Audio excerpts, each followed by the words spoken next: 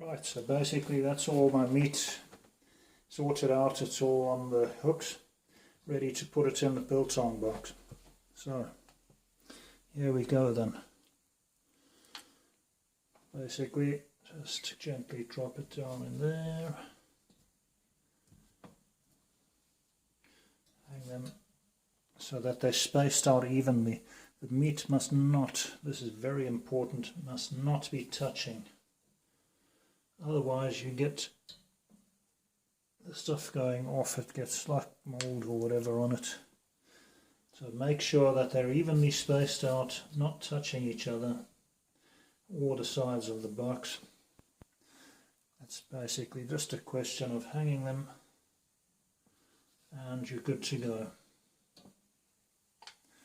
So these are like the hooks that I've improvised with paper clips. And I also cannot stress enough about hygiene. Make sure all your working surfaces etc. are clean, and wash your hands. Make sure everything's nice and sterile.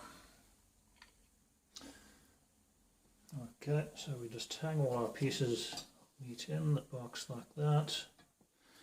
And basically I'll just show you now, looking from the top, the bits that I've done.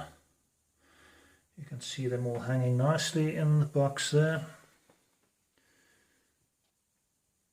Let's try and see if I can get inside there with the phone to show you. That's my meat hanging from the top there. And the blood will then drip down, it will dry out 3 to 4 days. That will be done, be ready to eat. Depending how you like your biltong. Some people like it a bit wet, I prefer mine a bit drier, so I tend to leave it for 4 to 5 days. And I'll show you that once it is done. So basically I'll hang all the other pieces in there now and leave them to dry. Leave that light on all the time for 4 to 5 days, so that you've got that slow heat coming up from the bottom of the box. Air comes in through those holes and up out through the top. The warm air will be coming out through there, so you've got that constant airflow in the biltong box, drying out the meat.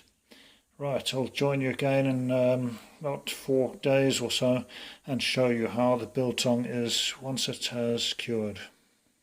So basically now I've hung all the biltong in the box just to give you a view from the top. So make sure there's no pieces that are touching. Once it's all settled down, just space it all out nicely. Let's see whether I can get footage from inside proper, so that you can see the blood's all dripping down onto that piece of wood there. If you don't like meat, this is definitely not for you.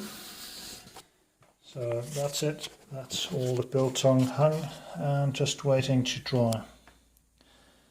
So I will show you when the stuff has dried what it's looking like.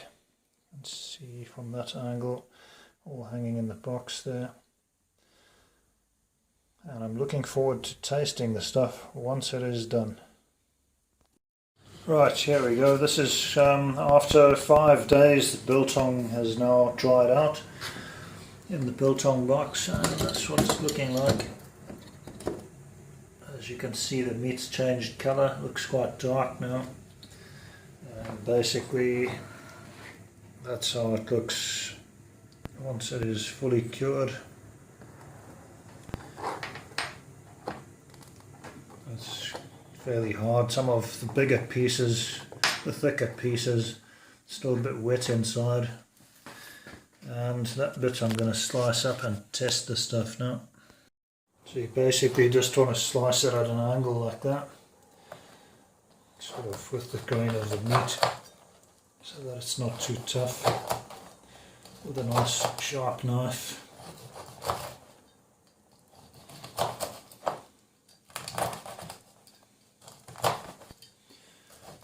Just basically to taste, you know, how dry you like the stuff. I like it just a little bit wet, so still a little bit red on the inside.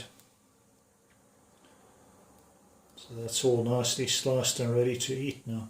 Some people prefer to have more fat on. I don't like too much fat on mine. So basically you just pull the bits off there and eat them. Very tasty. Anyway, I hope you enjoyed this biltong making process and you found it interesting, and that you'll make your own biltong box and try it for yourself. See what it's like. If you like beef, then this will probably be something that you'll enjoy. Anyway, thanks for watching, and we'll catch you in the next video.